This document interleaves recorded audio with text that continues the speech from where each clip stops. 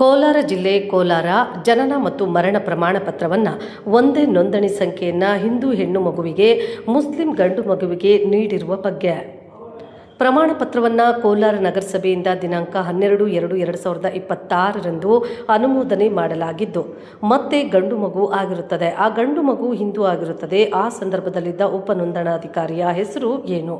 ಅವರ ಆದೇಶ ಪ್ರತಿ, ಅವರ ಮೂಲ ಹುದ್ದೆ ಏನು, ಅವರು ಉಪನೋಂದಣಾಧಿಕಾರಿಯಾಗಿ ಸೇವೆ ಮಾಡಲು ಅವಕಾಶ ಇದೆಯಾ ಇಲ್ಲವಾ, ಆ ನೋಂದಣಿ ಸಂಖ್ಯೆಗೆ ಸಂಬಂಧಪಟ್ಟಂತೆ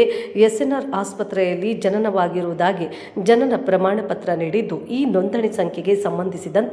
ಡೈಲಿ ಕಲೆಕ್ಷನ್ ರಿಪೋರ್ಟ್, ತಂದೆ ಮತ್ತು ತಾಯಿಯ ಆಧಾರ್ ಕಾರ್ಡ್, ಮೊಬೈಲ್ ಸಂಖ್ಯೆ ನಮೂನೆ 1ರ ಪ್ರತಿ, ಅನುಮೋದನೆ ಮಾಡಿರುವ ಉಪ ನೋಂದಣಾಧಿಕಾರಿಗಳ ಹೆಸರು, ಅದಕ್ಕೆ ಸಂಬಂಧಪಟ್ಟಂತೆ ಪೂರಕ ದಾಖಲೆಗಳನ್ನು ಪಡೆದು ಪರಿಶೀಲನೆ ಮಾಡುವುದು.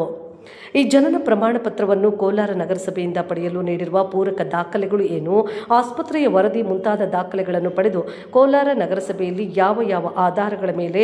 ಜನನ ಪ್ರಮಾಣ ಪತ್ರವನ್ನು ನೋಂದಣಿ ಮಾಡಿ ಅನುಮೋದನೆ ಮಾಡಲಾಗಿದೆ, ಈ ಜನನ ಪ್ರಮಾಣ ಪತ್ರವನ್ನು ಯಾವ ಕಂಪ್ಯೂಟರ್ ನೋಂದಣಿ ಮಾಡಿದ್ದಾರೆ, ಯಾವ ಉಪ ನೋಂದಣಾಧಿಕಾರಿಗಳಿಂದ ಅನುಮೋದನೆಗೊಂಡಿರುತ್ತದೆ, ಆ ಸಮಯದಲ್ಲಿ ಕೇಸ್ ವರ್ಕರ್ ಯಾರು, ಸದರಿ ನೋಂದಣಿ ಸಂಖ್ಯೆಗೆ ಬೇಕಾದ ಸಂಪೂರ್ಣ ದಾಖಲೆಗಳ ವರದಿ, ಅದೇ ರೀತಿ ಈ ನೋಂದಣಿ ಸಂಖ್ಯೆಗೆ ಸಂಬಂಧಪಟ್ಟಂತ ದಾಖಲೆಗಳನ್ನು SNR ಆಸ್ಪತ್ರೆಯಲ್ಲಿ ಮತ್ತು ಕೋಲಾರ ನಗರಸಭೆಯಲ್ಲಿ ದಾಖಲೆಗಳನ್ನು ಪರಿಶೀಲನೆ ಮಾಡಿ ಸದರಿ ನೋಂದಣಿ ಸಂಖ್ಯೆಗೆ ಬೇಕಾದ ಸಂಪೂರ್ಣ ಮಾಹಿತಿಯ ಪೂರಕ ದಾಖಲೆಗಳ ವರದಿ ಹಾಗೂ ತನಿಖೆ ಮಾಡಬೇಕೆಂದು ತಮ್ಮಲ್ಲಿ ವಿನಂತಿಸಿಕೊಳ್ಳುತ್ತೇನೆ.